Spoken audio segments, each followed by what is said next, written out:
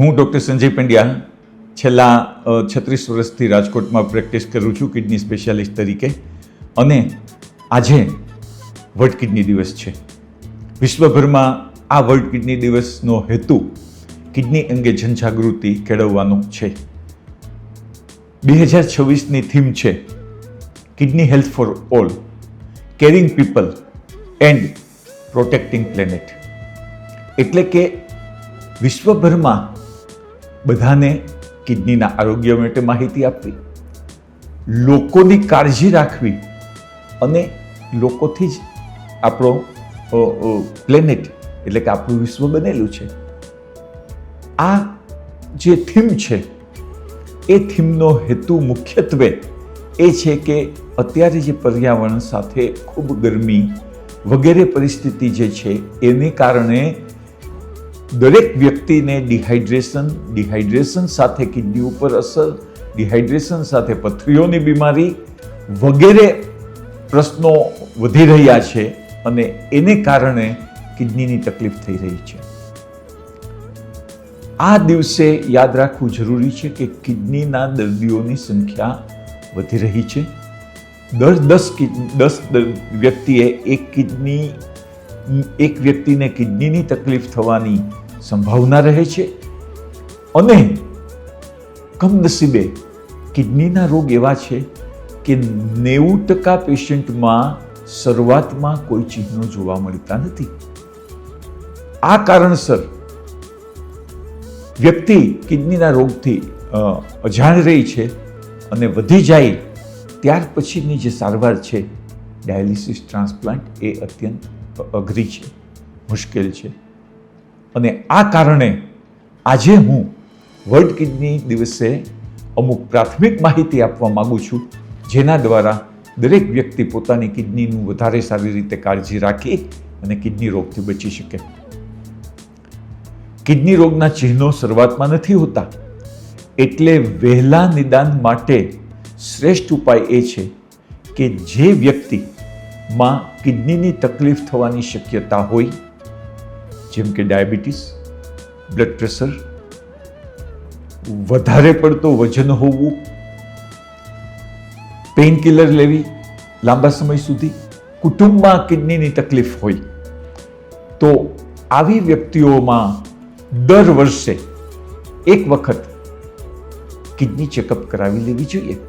Kidney checkup એકદમ સરળ છે.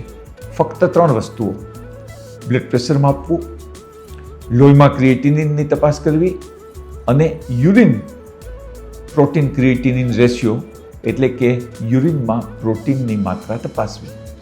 આટલી સરળ તપાસ જો દર વર્ષે કરવામાં આવે તો કિડનીની તકલીફ છે એનું વહેલું નિદાન થાય, વહેલી સારવાર થાય અને તેને અટકાવી શકાય. દરેક વ્યક્તિ એ જાણવા માંગે છે કે સામાન્ય વ્યક્તિએ કિડનીના રોગથી બચવા માટે શું કરવું જોઈએ. પહેલી વાત એ પાણી વધારે પીવું જોઈએ, 2 થી 2.5 લીટર. આરોગ્યપ્રદ પૌષ્ટિક ખોરાક લેવો જોઈએ, બહુ જ અગત્યનું છે. આજે fast food, junk food, wafers, cold drinks આ બધું લેવાનો ટ્રેન્ડ વધી ગયો છે, ફેશન છે, યંગસ્ટર્સમાં ખૂબ જોવા મળે છે. અને આ અનહેલ્ધી ફૂડ છે એને કારણે ડાયાબિટીસ, બ્લડ પ્રેશર વગેરે રોગોને નોતરું મળે છે. તો સ્વસ્થ રહેવા માટે યોગ્ય ખોરાક લેવો જરૂરી છે. ત્રીજી અગત્યની વાત છે કે રેગ્યુલર એક્સરસાઇઝ. વાહનો બધા પાસે છે અને એ કારણસર ચાલવાની ટેવ, દાદરા ચડવાની ટેવ, નિયમિત એક્સરસાઇઝ વગેરે ભૂલાઈ ગયા છે. અને તેને કારણે આ જે અનહેલ્ધી લાઈફસ્ટાઈલ છે તેને કારણે ડાયાબિટીસ, બ્લડ પ્રેશર જેવા રોગો વધે છે. જો કાંઈ નહીં તો અઠવાડિયામાં 5 દિવસ 30 મિનિટ ચાલવાનું કે કસરત વગેરે કરવામાં આવે તો હેલ્થ માટે અને કિડની હેલ્થ માટે બહુ જ અગત્યનું છે. ડાયાબિટીસ અને બ્લડ પ્રેશર બેય મળી અને 70% કિડની ફેલિયરના દર્દીઓ માટે જવાબદાર રોગ છે. બંનેનો યોગ્ય કાબુ રાખવો, યોગ્ય દવા, યોગ્ય પરેજી અને એક્સરસાઇઝથી આ વસ્તુ કિડનીના રોગથી બચાવી શકે છે. અને ડાયાબિટીસના બ્લડ પ્રેશરના દર્દીઓએ વાર્ષિક રીતે કિડની ટેસ્ટ છે જે સરળ છે તે કરાવી લેવો જોઈએ. ગુટકા, સેલ્ફ જાતે ડૉક્ટર બનીને દુખાવાની દવાઓ લાંબા સમય લેવી એ પણ કિડનીને નુકસાન કરી શકે છે. તો આ વર્લ્ડ કિડની ડે દિવસે હું તમને એમ કહીશ કે કુટેવોથી બચો, જાતે દુખાવાની દવાઓ ન લ્યો અને જે સૂચના, જે ચર્ચા આપણે કરી, પાણી વધારે પીવું, હેલ્ધી ફૂડ, ડાયાબિટીસનો કાબુ, બીપીનો કાબુ, રેગ્યુલર એક્સરસાઇઝ અને દુખાવાની દવા, ફાસ્ટ ફૂડ, ગુટકા વગેરે એવોઇડ કરી અને તમે ચોક્કસ તમારી કિડનીની કાળજી રાખી શકો અને કિડનીના રોગોથી બચી શકો.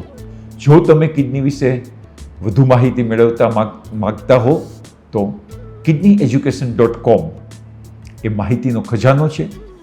મારી સાથે વિશ્વના 100થી વધુ નેફ્રોલોજિસ્ટે જોડાઈ 40 ભાષામાં 24 કન્ટ્રીમાંથી નેફ્રોલોજિસ્ટોએ રિસોર્સ બનાવ્યો કે જેમાં 200 પાનાનું પુસ્તક 40 ભાષામાં વિનામૂલ્યે મળે છે.